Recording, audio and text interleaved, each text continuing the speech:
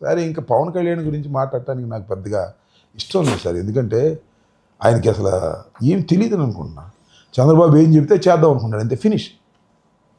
నాకు మొన్న కూడా మీరు చూశారు కదా, ఏమంటాడు, అసభ్యంగా మాట్లాడినందుకే దాడులు జరుగుతాయి అంటాడు.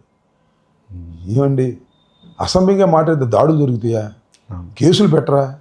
నువ్వు అసభ్యంగా మాట్లాడినప్పుడు నీ మీద దాడులు చేశారా? కనీసం కేసులు పెట్టారా? కనీసం పశ్చాత్తాపడ్డావా? నువ్వు అసభ్యంగా మాట్లాడావు, ఇట్స్ ఎ ఫ్యాక్ట్, ప్రపంచం అంతా చూసింది. చెప్పు చూపిస్తూ వైసీపీ ఎమ్మెల్యే నా కొడకల్లారా అన్న రోజున నువ్వు ఇప్పుడు పశ్చాత్తాపడ్డావా? ఈ అంబటి రాంబాబు పశ్చాత్తాపడ్డాడు. తప్పో రైటో తర్వాత విషయం. నువ్వు పశ్చాత్తాపడ్డావా? నువ్వు మాట్లాడాలంటే నీకు ధైర్యం లేదు. చంద్రబాబు ఏమైనా అనుకుంటాడని భయం. ఎందుకు నీకు పార్టీ కలిపేసేదానికి? నువ్వు నీ పార్టీని విలీనం చేసేయి, ఏమైంది?